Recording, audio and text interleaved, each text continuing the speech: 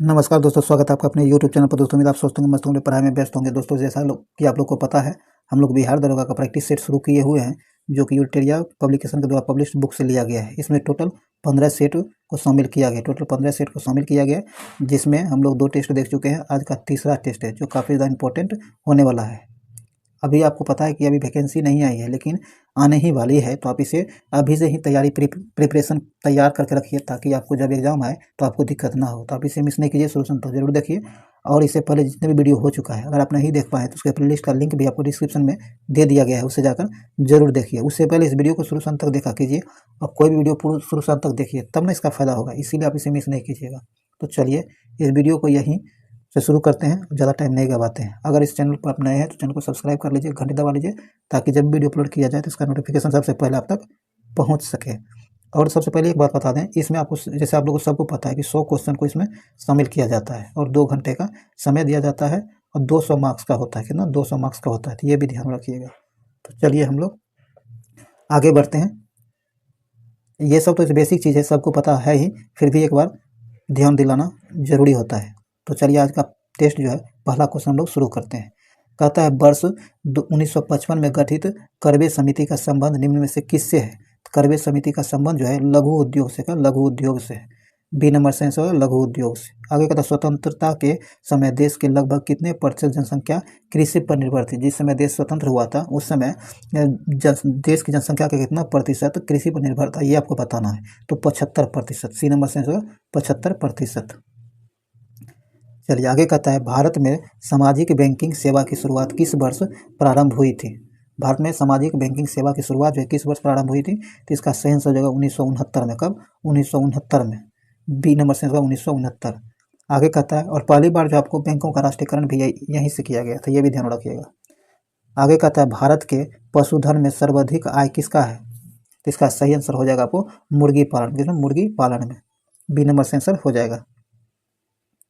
आगे कहता है, निम्नलिखित युग्मों में से कौन सा युग्म सही है? कौन सा युग्म सही है ये आपको बताना है। तो इसका सही आंसर हो जाएगा अंक समुद्रम पक्षी संरक्षण, अंक समुद्र पक्षी संरक्षण रिजर्व, ये कर्नाटक में, ये आपको सही है। बाकी सब गलत दिया गया है, तो ए नंबर से आंसर हो जाएगा। अगर आपको ये ध्यान रखिए कि कराईवेटी पक्षी अभ्यारण्य जो है ये केरल ना होगे, तमिलनाडु में। कहाँ? तमिलनाडु में, ये ध्यान रखिएगा। और मगधी केरे संरक्षण रिजर्व जो है ये आपको कर्नाटक में। कहाँ? कर्नाटक में है। और होकेरा आर्द्रभूमि आपको जम्मू कश्मीर में है, तो ये भी ध्यान रखिएगा। तो यहाँ सही आंसर हो जाएगा ए नंबर। आगे कहता है, सचिन तेंदुलकर को किस वर्ष भारत के सर्वोच्च नागरिक सम्मान भारत रत्न से सम्मानित किया गया था? तो इसका सही आंसर हो जाएगा 2014 में। कब? 2014 में दिया गया था। यहाँ सी नंबर से आंसर होगा 2014। आगे कहता है, उर्दू भाषा के लिए प्रथम ज्ञानपीठ पुरस्कार विजेता निम्न में से कौन है? उर्दू भाषा के लिए ज्ञानपीठ पुरस्कार पाने वाले प्रथम विजेता कौन है? तो इसका सही आंसर होगा फिराक गोरखपुरी। कौन? फिराक गोरखपुरी। ये नंबर से आंसर हो जाएगा। चलिए आगे है, कहता है, होलकर ट्रॉफी का संबंध किस खेल से है? होलकर ट्रॉफी जो है इसका संबंध किससे है? ब्रिज से। क्या है? ब्रिज से। सी नंबर से आंसर हो जाएगा। चलिए आगे है, आगे कहता है, प्रसिद्ध भजन सोपारी का संबंध किस वाद्य यंत्र से है? तो इसका संबंध जो है संतूर वादक से है, संतूर वादक से है। आगे कहता है, पाखू पीला लोक नृत्य का संबंध किस राज्य से है? तो ये मिजोरम से। कहाँ से? मिजोरम से है। बी नंबर से मिजोरम। आगे कहता है, मौर्य काल में एग्रोनोमोई अधिकारी किस क्षेत्र से संबंधित था मौर्य काल में? तो इसका सही आंसर हो जाएगा आपको मार्ग निर्माण के क्षेत्र, मार्ग निर्माण से संबंधित जो अधिकारी हुआ करता था उसे एग्रोनोमोई कहा जाता था मौर्य काल के समय में। तो यहाँ डी नंबर से मार्ग निर्माण के से संबंधित था वह। चलिए आगे बढ़ते हैं। आगे कहता है, न्याय दर्शन, एक मिनट दोस्तों, कहता है, न्याय दर्शन का संबंध निम्न में से किससे है? न्याय दर्शन का संबंध जो है यह किससे है? ये गौतम से। क्या? गौतम से है। ए नंबर से आंसर हो जाएगा गौतम से। चलिए आगे बढ़ते हैं हम लोग। आगे कहता है कि निम्न में से किस सुल्तान ने सिकंदर सानी की उपाधि धारण की थी? सिकंदर सानी की उपाधि जो है अलाउद्दीन खिलजी के द्वारा धारण किया गया था। ए नंबर से आंसर होगा अलाउद्दीन खिलजी के द्वारा। आगे कहता है, प्रसिद्ध तेलुगु कवि श्रीनाथ किसके दरबार में रहते थे? तो ये जो है देवराय के दरबार में रहा करता था। किसके दरबार में? देवराय द्वितीय के दरबार में। ध्यान रखिएगा, सी नंबर से होगा, यह प्रथम द्वितीय शब्द दिया था, यहाँ द्वितीय के दरबार में रहा था। चलिए आगे बढ़ते हैं। आगे कहता निम्न में से किसने बाबर को सर ए पुल, कहता निम्न में से किसने बाबर को सर ए पुल के युद्ध में पराजित किया था? तो ये किया था सेवानी खान ने। किसने? सेवानी खान ने पराजित किया था। सी नंबर से आंसर हो जाएगा। और यह युद्ध जो है 1502 ईस्वी में होता था, 1502 ईस्वी में लड़ा था, ध्यान रखिएगा। चलिए आगे बढ़ते हैं। आगे कहता है इलाहाबाद की संधि के बाद रॉबर्ट क्लाइव ने मुर्शिदाबाद का उपदीवान किसे बनाया था? जब इलाहाबाद की संधि हुई थी उसके बाद रॉबर्ट क्लाइव के द्वारा मुर्शिदाबाद का उपदीवान किसे बनाया गया था? तो ये बनाया गया था मोहम्मद रजा खान को। डी नंबर से आंसर हो जाएगा। अगर आपको कभी एकदम ये भी पूछ लेता है कि इलाहाबाद की संधि जो हुई थी ये कब हुई थी, तो ये 12 अगस्त, कब? 12 अगस्त को, 12 अगस्त 1765 को हुआ था, ये ध्यान रखिएगा। चलिए आगे बढ़ते हैं। आगे कहता है निम्न में किसे स्थानीय स्वायत्त शासन का जनक माना जाता है? तो ये माना जाता है लॉर्ड रिपन को। किसे? लॉर्ड रिपन को। यहाँ बी नंबर से आंसर हो जाएगा। और ये प्रस्ताव पारित कब किया? 1882 में। कब? 1882 में, ये भी ध्यान रखिएगा। चलिए आगे कहता है भारतीय भाषा में 1857 के विप्लव के कारणों पर लिखने वाला प्रथम भारतीय कौन था? तो इसका सही आंसर हो जाएगा आपको सैयद अहमद। कौन? सैयद अहमद खान। बी नंबर से आंसर हो जाएगा। आगे कहता है वर्नाकुलर प्रेस एक्ट को किसने निरस्त किया था? वर्नाकुलर प्रेस एक्ट जो है इसे किसने निरस्त किया था? तो किसने? लॉर्ड रिपन ने निरस्त किया था। डी नंबर से आंसर लॉर्ड रिपन ने 82 में निरस्त कर दिया था। और 78 में लॉर्ड लिक्टन के द्वारा, देखिए ये लॉर्ड लिक्टन जो है इसके द्वारा 1878 में लाया गया था वर्नाकुलर प्रेस एक्ट, और लॉर्ड रिपन के द्वारा 1882 में समाप्त कर दिया गया। ये ध्यान रखिएगा। ये दोनों क्वेश्चन उल्टा पुल्टा है तो कन्फ्यूजन में मत रहिएगा, ये कहीं से रिलेटेड है, ध्यान रखिएगा इसे। चलिए देखिए लॉर्ड लिक्टन 1878 में लागू किया था और लॉर्ड रिपन 1882 में समाप्त किया है। चलिए आगे बढ़ते हैं। कहता निम्न में से किसने कहा था कि आलोचना और स्वतंत्र चिंतन एक क्रांतिकारी की दो विशेषताएं हैं? यह कथन जो है भगत सिंह के द्वारा कहा गया था। बी नंबर से आंसर हो जाएगा। आगे कहता है महात्मा गांधी के राजनीतिक जीवन की निम्न घटनाओं का कालक्रम क्या है? इससे घटना मतलब समय के अनुसार सबसे पहले कौन घटा, उसके बाद कौन घटा, इसके अनुसार आपको इसको बताना है। तो इसका सही आंसर आपको यहाँ कूट दिया गया है, इसके अनुसार आपको बताना है। देखिए सबसे पहले यहाँ जो दिया गया ये चंपारण सत्याग्रह, आपको पता है कि 1917 में हुआ था। कब? 1917 में बिहार के चंपारण से शुरू हुआ था, ये ध्यान रखना है। तो ये है आपको 1917 में। कब? 1917 में।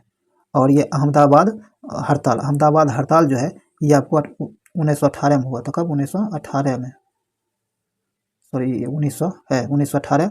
और ये खेरा आंदोलन आपको ये भी 1918 में ही हुआ था। कब? 1918 में हुआ था। देखिए इसमें होगा कि ये जो खेरा आंदोलन हुआ था मार्च में हुआ था। कब? मार्च में हुआ था।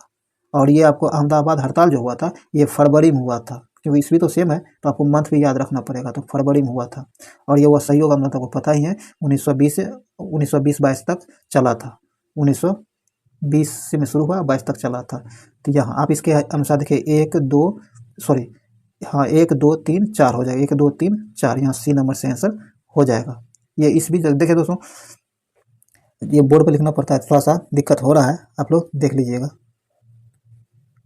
आगे कहता है मैकडोनाल्ड के सांप्रदायिक पंचायत ने किस पृथक चुनाव क्षेत्र एवं आरक्षित सीटें आवंटित नहीं की थी? तो इसका सही आंसर हो जाएगा बौद्धों के लिए। ए नंबर से आंसर हो जाएगा। आगे कहता है संसद द्वारा पारित 3 नए आपराधिक कानूनों को भारत में किस दिन से लागू किया गया है? संसद द्वारा 3 आपराधिक कानून जो पारित किया गया है संसद द्वारा कब लागू किया गया है? 1 जुलाई 2024 से। कब? 1 जुलाई 2024 से। ए नंबर से आंसर हो जाएगा। चलिए आगे कहता है अंतर्राष्ट्रीय क्रिकेट परिषद ICC का नया अध्यक्ष किसे नियुक्त किया गया है? तो ये जय शाह को। किसे? जय शाह को नियुक्त किया गया है। यहाँ बी नंबर से आंसर जय शाह को। और इन्होंने स्थान किसका लिया था? ये ग्रे वार्कले का स्थान लिया है, ये भी ध्यान रखिएगा।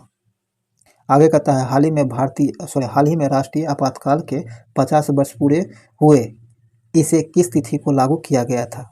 ये आपको बताना है। तो आप देखिए प्रत्येक दिन टेस्ट लगाते रहिए, इससे रिलेटेड क्वेश्चन, ये क्वेश्चन में डायरेक्ट नहीं था लेकिन इसका हम डिस्कशन कराए हुए थे। तो ये 25 जून 1975 में लागू हुआ था, इसी के 50 साल पूरे हैं 2025 में।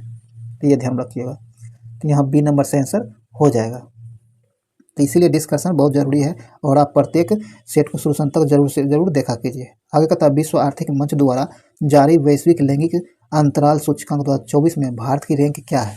तो इसमें भारत की रैंक जो है 129 है। कितना? 129 है। यहाँ सी नंबर से आंसर 129 है। सबसे पहले स्थान पर आयरलैंड है, दूसरे स्थान पर फिनलैंड है, ये ध्यान रखिएगा। आगे कहता है हाल ही में किस भारतीय को राष्ट्रमंडल लघु कथा पुरस्कार दिया गया है?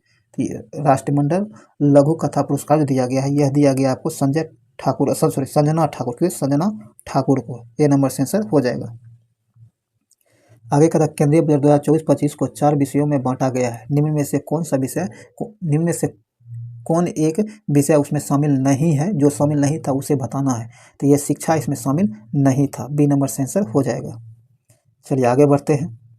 आगे कहता है केंद्रीय बजट 2024-25 में किस टैक्स को समाप्त किए जाने की घोषणा की गई है? तो इसमें एंजेल टैक्स, क्या है? एंजेल टैक्स को समाप्त करने की घोषणा की गई थी 24-25 में, तो बी नंबर से आंसर हो जाएगा। आगे कहता है हाल ही में ओडिशा तथा बंगाल के तटीय क्षेत्र को प्रभावित करने वाला चक्रवात दाना का नामांकन किस देश के द्वारा किया गया था? तो दाना का नामांकन कतर के द्वारा किया गया था। किसके द्वारा? कतर के द्वारा किया गया था। ये पिछले साल 2024 में आया था, ध्यान रखिएगा। यहाँ बी नंबर से होगा कतर। आगे का अंतर्राष्ट्रीय योग दिवस 2024 की थीम क्या था? 2024 में जो अंतर्राष्ट्रीय योग दिवस मनाया गया है, इसका थीम क्या था ये आपको बताना है। तो इसका थीम था स्वयं और समाज के लिए योग, स्वयं और समाज के लिए योग, डी नंबर से आंसर हो जाएगा।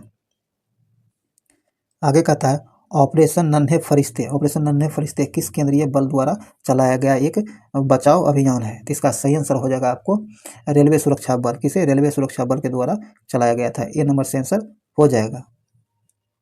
चलिए आगे बढ़ते हैं।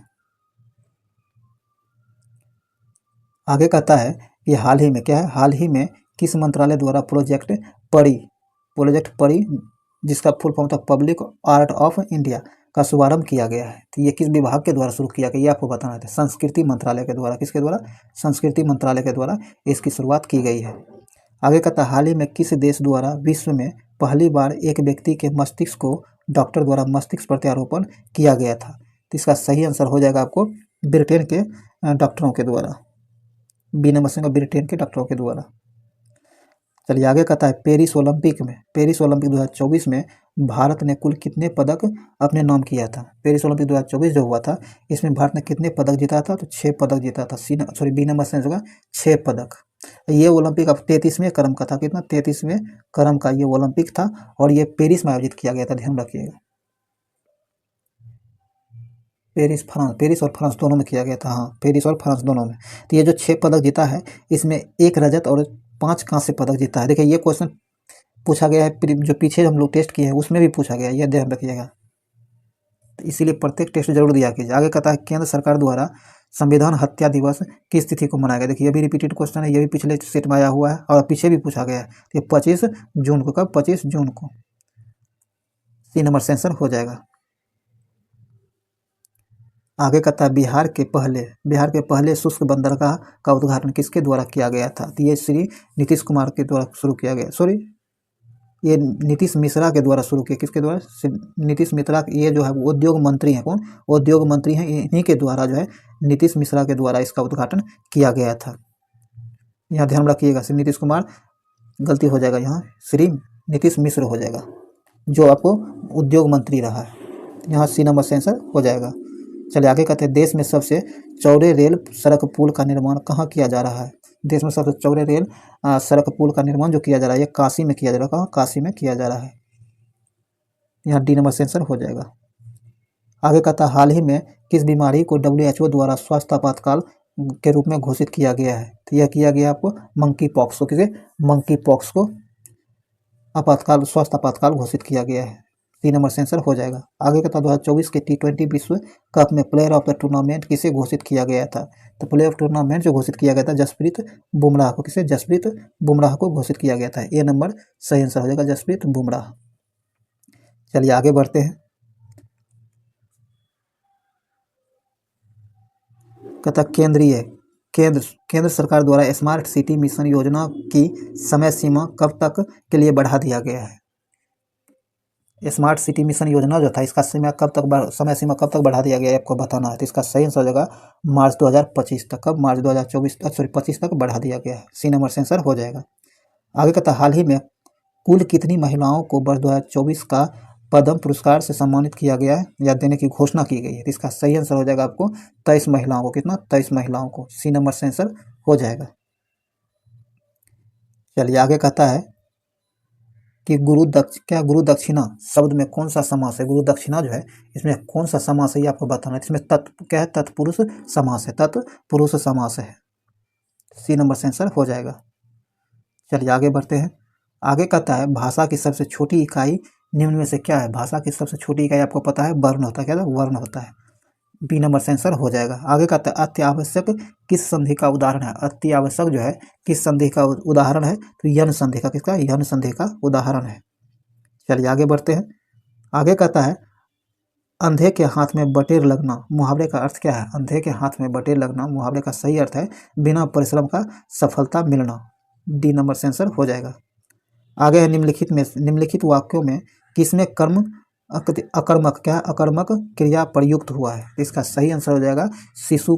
क्या है? शिशु सो रहा है। शिशु सो रहा में जो है अकर्मक क्रिया का प्रयोग किया गया है। तो यहाँ आपको सी नंबर से आंसर हो जाएगा। चलिए आगे है। आगे कहता है एक्सटेसी शब्द का साइनो नाम क्या है। इसका साइनो पूछ रहा है तो आपको रेप्च्योर हो जाएगा। क्या? रेप्च्योर। ए नंबर से आंसर हो जाएगा। चलिए आगे है। आगे कहता है select the correct transformation from indirect to direct. इसका सही आंसर आपको हो जाएगा he said I have to work hard. A number से आंसर हो जाएगा। चलिए आगे है। अभी खाली जगह को भरना है। कहता है since the quarrel with my brother I dash you money. तो इसका सही आंसर कैन नोट लेंड। क्या है? Can not lend. यहाँ डी नंबर से आंसर हो जाएगा। आगे कहता है निम्नलिखित में से किस चार्टर अधिनियम द्वारा नियंत्रण बोर्ड के सदस्यों तथा कर्मचारियों के वेतनादि को भारतीय राजस्व में से देने की व्यवस्था की गई है। तो इसका सही आंसर होगा 74वां संविधान का चार्टर अधिनियम पूछा जा रहा है ना। तो ये 1793 का चार्टर अधिनियम के द्वारा। ए नंबर से आंसर हो जाएगा। चलिए आगे कहता है भारतीय संविधान। क्या? भारतीय संविधान में 12वीं अनुसूची को किस संविधान संशोधन द्वारा जोड़ा गया है। अच्छा यहाँ है। तो कौन सा संविधान के द्वारा ये चार्टर या आपको संशोधन जो है जो 12वीं अनुसूची जोड़ा गया था। तो इसका सही आंसर हो जाएगा 74वां संविधान संशोधन के द्वारा। ये 74वां संविधान संशोधन हुआ कब था? तो 1992 में हुआ था। कब? 1992 में हुआ था। ये भी ध्यान रखिएगा। आगे कहता है फ्रांस की सरकार ने सभी बस्तियों पांडिचेरी, चंद्रनगर, यमन और केरिकल को भारत को कब सौंपा था। भारत को ये सौंपा था आपको नवंबर 1954। कब? नवंबर 1954 में सौंपा था। सी नंबर से आंसर हो जाएगा। चलिए हम लोग आगे बढ़ते हैं। आगे कहता है कि निम्नलिखित में से कौन मौलिक कर्तव्य नहीं है। तो मौलिक कर्तव्य जो नहीं है आइए देखते हैं। कहता है राष्ट्रीय का संप्रभुत्व, एकता। नहीं, ये तो है ही। राष्ट्रीय महत्व के स्मारक स्थानों व वस्तुओं का संरक्षण, ये आपको मौलिक कर्तव्य नहीं है। डी नंबर से आंसर हो जाएगा। बाकी सब मौलिक कर्तव्य के अंतर्गत आता है। चलिए आगे बढ़ते हैं। आगे कहता है निम्नलिखित में से कौन सा कथन सत्य है। निम्नलिखित में से कौन सा कथन सत्य है ये आपको बताना है। कहता है राज्यसभा की संरचना अनुच्छेद 80 में सही है। राज्यसभा का सभापति एवं उपसभापति अनुच्छेद 89 है, यह भी सही है। कहता है जब राज्यसभा के सभापति या उपसभापति को पद से हटाने का संकल्प विचाराधीन हो तो वह पीठासीन नहीं होगा, यह अनुच्छेद 92 कहता है। तो यह भी सही है। तो यहाँ डी नंबर से सभी के सभी सही दिया गया है। आगे कहता है सबसे कम मतदाता वाला लोकसभा क्षेत्र निम्नलिखित में से कौन है। तो इसका सही आंसर होगा लक्षद्वीप। कौन? लक्षद्वीप। बी नंबर से आंसर लक्षद्वीप। चलिए आगे बढ़ते हैं। आगे कहता है कि अंतर्राज्यीय परिषद के संबंध में निम्नलिखित में से कौन सा कथन सही नहीं है, सत्य नहीं है, ये आपको बताना है। तो इसका सही है जो सत्य नहीं है ये है आपको अंतर्राज्यीय परिषद की एक वर्ष में कम से कम 2 बैठक होनी चाहिए, यह सत्य नहीं है। तो यहाँ सी नंबर से आंसर जो गलत एकदम सही नहीं पूछा गया था यानी जो गलत है वो ढूंढना था। तो यहाँ सही सी नंबर गलत दिया गया है। तो यह सी नंबर से आंसर हो जाएगा क्वेश्चन के हिसाब से। इसमें 2 नहीं, कम से कम 3 बैठक होना चाहिए, यहाँ 2 नहीं 3 होता तो ये भी सही हो जाता। चलिए आगे बढ़ते हैं। आगे कहता है निम्नलिखित में से कौन सी शब्दावली सूचना के अधिकार अधिनियम 2005 की उद्देशिका में उल्लेखित है। तो इसका सही आंसर हो जाएगा ये सभी जो है उल्लेखित है इसमें। डी नंबर से आंसर हो जाएगा। सूचना की पारदर्शिता, सूचना का प्रकटन, सूचित नागरिकता, संसूचित नागरिकता और लोकतांत्रिक आदर्श की प्रभुत्ता, ये सभी शामिल है। यहाँ डी नंबर से आंसर हो जाएगा। आगे कहता है भारत का उपराष्ट्रपति राज्यसभा का पदेन सभापति होता है, उसका वर्णन संविधान के किस अनुच्छेद में किया गया है। तो इसका वर्णन जो है संविधान के किस अनुच्छेद में, तो इसका वर्णन आपको अनुच्छेद 64 और 89 दोनों में किया गया है। डी नंबर से आंसर हो जाएगा। आगे कहता है निम्नलिखित में से किस राज्य में लोकसभा सदस्य की संख्या सबसे अधिक है। सबसे अधिक संख्या जो है आपको मध्य प्रदेश में, कहा मध्य प्रदेश में 29 है। कितना 29 है, ये ध्यान रखिएगा। चलिए आगे बढ़ते हैं। मध्य प्रदेश यहाँ जो ऑप्शन में दिया गया है ये भी देख लीजिए, वो यहाँ मध्य प्रदेश में 29 है, कर्नाटक में 28 है और गुजरात में 26 है और राजस्थान की बात कीजिएगा तो यहाँ 25 है। इनमें सबसे ज़्यादा मध्य प्रदेश 29 है। चलिए आगे बढ़ते हैं।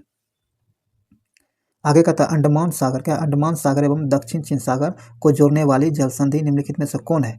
अंडमान जल संधि को जोड़ता है मलक्का जल संधि, मलक्का जल संधि। बी नंबर से आंसर हो जाएगा। प्रीवियस पेपर जो प्रीवियस सेट जो हुआ है, इससे पहले हम कराए उसमें डिस्कशन के तौर पर ये बताया गया था आपको, तो आप इसीलिए ध्यान से सुना कीजिए। जो नहीं याद रहे, अच्छा जो नहीं पता हो उसे नोट जरूर कर लीजिए कि जब सेट लगाते हैं तो कॉपी कलम लेकर के बैठिए, जो नहीं आप जानते हैं उसे पॉज करके जरूर लिख लिया कीजिए ताकि आपको फ़ायदा मिल सके। अब इसमें कम से कम 4-5 क्वेश्चन तो ऐसा था जो अगर पिछला सेट देख लिए होते तो आप सही कर लेते। चलिए आगे बढ़ते हैं। कहता है विश्व का सबसे बड़ा जल क्षेत्र वाला देश कौन सा है। विश्व का सबसे बड़ा जल क्षेत्र वाला देश कौन सा है, तो ये कनाडा है। कौन, कनाडा है। ए नंबर से आंसर है कनाडा। चलिए आगे बढ़ते हैं। कहता है पृथ्वी पर शीतोष्ण कटिबंधीय क्षेत्र कितने डिग्री अक्षांशों के बीच का क्षेत्र कहलाता है। तो इसका सही आंसर हो जाएगा 45 डिग्री से लेकर 66 डिग्री उत्तरी एवं दक्षिणी अक्षांशों के बीच जो पाया जाता है उसे उसी बीच में उष्ण कटिबंधीय क्षेत्र जो पाया जाता है। यहाँ बी नंबर से आंसर हो जाएगा। आगे तो सौरमंडल का सबसे हल्का ग्रह कौन सा है। सौरमंडल का सबसे हल्का ग्रह आपको बुध है। कौन है, बुध है। ए नंबर से आंसर हो जाएगा। आगे कहता है विश्व को कितने समय जोन में विभाजित किया गया है। विश्व को 24 समय जोन में विभाजित किया गया है, ये भी आपको पता है। आगे कहता है ब्लैक फॉरेस्ट निम्नलिखित में से किस पर्वत का उदाहरण है। ब्लैक फॉरेस्ट जो है किस पर्वत का उदाहरण है, तो ब्लैक पर्वत का क्या है, ब्लॉक पर्वत क्या, ब्लॉक पर्वत का उदाहरण है। सी नंबर से ब्लॉक पर्वत। आगे कहता है भारत में सबसे ऊंची ज्वार भित्ति वाली नदी कौन सी है। कहता है कि भारत में सबसे ऊंची ज्वार भित्ति वाला नदी कौन सा है, ये आपको बताना है। तो इसका सही आंसर हुगली नदी हो, क्या हुगली नदी। चलिए आगे है। आगे सूचना एक सूची 1 को सूची 2 से मिलान करना है, ये देखते हैं। कहता है कि रोका, एक तरफ हस्तांतरण कृषि दिया गया, एक तरफ क्षेत्र दिया गया, किस क्षेत्र में होता है, तो ये आपको बताना है। तो आइए देखते हैं। कहता है कि रोका जो है ये आपको कहाँ, रोका जो कृषि प्रणाली है ये कहाँ किया जाता है, तो ये ब्राज़ील में किया जाता है। कहाँ, ब्राज़ील में किया जाता है। तो ये आपको आर हो जाएगा, क्या होगा, आर हो जाएगा। खील जो है ये आपको हिमालय पट्टी में किया जाता है। कहाँ, हिमालय पट्टी में खील किया जाता है, तो आपको एस हो जाएगा। और झूम कृषि जो है, झूम कृषि ये आपको हो जाता है कहाँ, उत्तरी पूर्वी भारत में। कहाँ, उत्तरी पूर्वी भारत में। तो यहाँ ए नंबर सॉरी पी हो जाएगा। और मिल्पा जो है आपको मैक्सिको में, कहाँ, मैक्सिको में हो जाएगा। तो यहाँ सही आंसर क्या हो जाएगा, आर एस पी क्यू। यहाँ सी नंबर से आंसर हो जाएगा, ध्यान रखिएगा। एक विभिन्न कृषि का रूप है जो विभिन्न क्षेत्रों में किया जाता है। तो इससे रिलेटेड क्वेश्चन हाल फिलहाल में पूछे जाने लगे हैं, तो इसे ध्यान में जरूर रखिएगा, हो सके तो नोट कर लिया कीजिएगा। चलिए आगे कहता है प्रिंटेडर्स के अंतर्गत निम्न से कौन सी श्रेणी के उपभोक्ता आते हैं। तो इसका सही आंसर हो जाएगा आपको प्राथमिक और द्वितीयक दोनों प्रकार के उपभोक्ता आता है। तो डी नंबर से आंसर हो जाएगा। आगे कहता है भारत में सबसे अधिक ऊंचाई पर स्थित राष्ट्रीय उद्यान कौन सा है। भारत में सबसे अधिक ऊंचाई पर स्थित राष्ट्रीय उद्यान कौन सा है, तो हेमिस है। क्या, हेमिस है। ध्यान रखिएगा, हेमिस। ये हेमिस किस राज्य में स्थित है, सॉरी ये राज्य नहीं, केंद्र शासित प्रदेश है, लद्दाख में स्थित है। कहाँ? लद्दाख में स्थित है हेमिस। चलिए आगे बढ़ते हैं। आगे कहता है कई बार प्रत्यारोपित पौधे नहीं उगते हैं। ऐसा क्यों होता है? कहता कई बार प्रत्यारोपित पौधे जो होता है नहीं उग पाता है, इसका क्या कारण है? अधिकांश बारीक जड़ें प्रत्यारोपित के दौरान नष्ट हो जाता है, इसीलिए नहीं उग पाता है। सी नंबर से आंसर हो जाएगा। चलिए आगे है। आगे कहता है कि निम्नलिखित में से कौन सा कथन सही है? जो कथन सही है उसके कूट को चिन्हित करना है।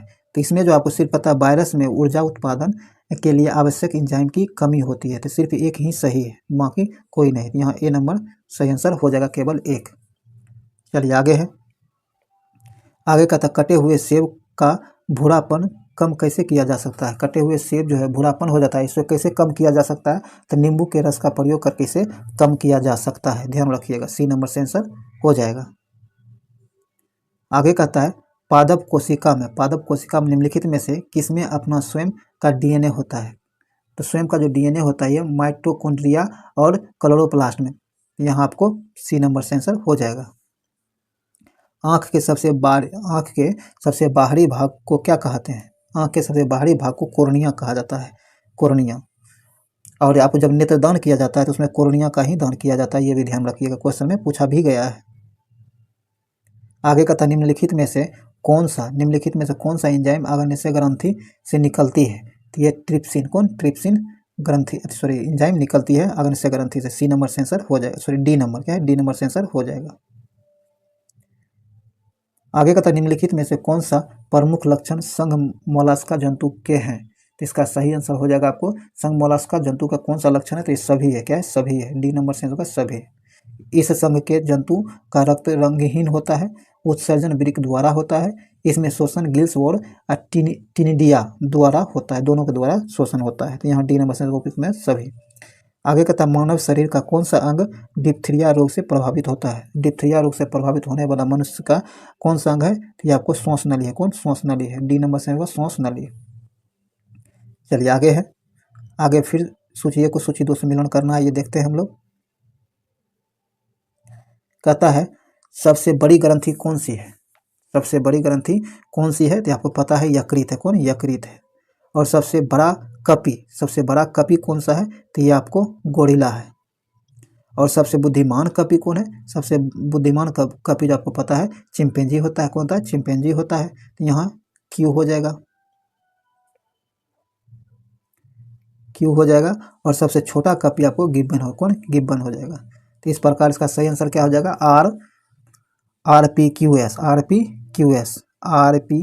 एस एक में ही दिया गया है, RPQS। ये नंबर यहाँ सही आंसर हो जाएगा, ध्यान रखिएगा। चलिए आगे कहता है विटामिन B7 का रासायनिक नाम क्या है? विटामिन B7 जो है इसका रासायनिक नाम क्या है? बायोटीन होता है। क्या? तो बायोटीन होता है। ए नंबर से आंसर हो जाएगा। आगे कहता है निम्नलिखित में से कौन सा हाइड्रोकार्बन को उनके क्वथनांक के बढ़ते क्रम के अनुसार व्यवस्थित किया गया है? तो बढ़ते क्वथनांक के अनुसार प्रोपेन ब्यूटेन और पेंटेन ऑक्टेन, बी नंबर से आंसर हो जाएगा। चलिए आगे कहता है टूथपेस्ट जो है दांतों की सड़न को किस प्रकार रोकता है? तो ये जो रोकता है अतिरिक्त अम्लता, क्या है? अतिरिक्त अम्लता को बेअसर करके रोकता है दांतों के सड़ने को। ए नंबर से आंसर हो जाएगा। चलिए आगे है। आगे कहता निम्नलिखित में से निम्नलिखित में से दही रखने की कौन सी विधि सही नहीं है? कहता निम्नलिखित में से वो कौन सा विधि है जो दही रखने के लिए सही नहीं है? तो तांबे के बर्तन में दही को नहीं रखा जाना चाहिए, बी नंबर से आंसर हो जाएगा। आगे कहता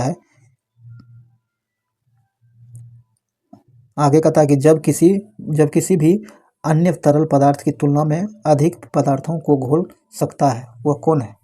कहता है जल किसी भी अन्य तरल पदार्थों की तुलना में अधिक पदार्थों को घोल सकता है। ऐसा क्यों होता है?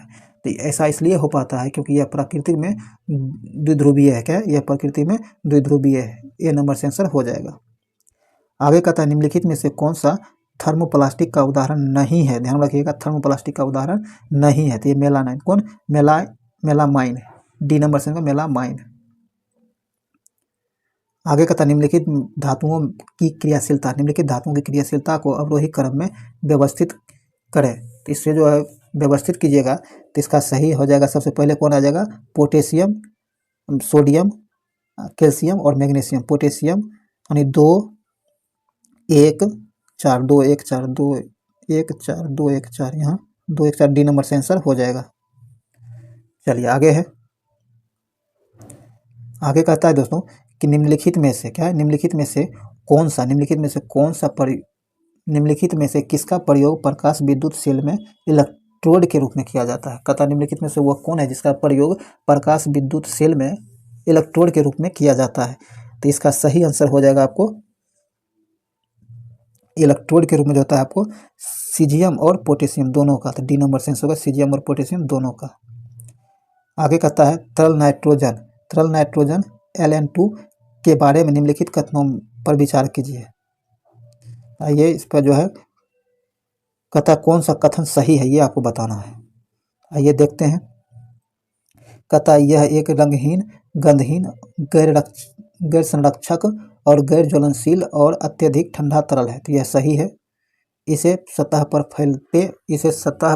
फैलाते ही गायब हो जाता है, यह भी सही है। तो दोनों के दोनों सही है। तो 1 और 2 दोनों हो जाएगा, सी नंबर से आंसर हो जाएगा। चलिए आगे कहता है कि एक सरल लोलक के आवर्तकाल को प्रभावी लंबाई के बीच क्या संबंध है? तो इसका संबंध जो होता है आपको यहाँ सही आंसर हो जाएगा आपको डी नंबर, क्या डी नंबर इसका सही आंसर हो जाएगा। चलिए आगे बढ़ते हैं। फिर से मिलन करना है सूची 1 को सूची 2 से। आइए देखते हैं। कहता मायोपिया, मायोपिया जो है देखिए, मायोपिया को कैसे दूर किया जा सकता है, किस लेंस के द्वारा? मायोपिया को अवतल लेंस का प्रयोग करके दूर किया। यह आंख की बीमारी है, ध्यान रखिएगा। तो यहाँ मायोपिया का क्यू हो जाएगा अवतल।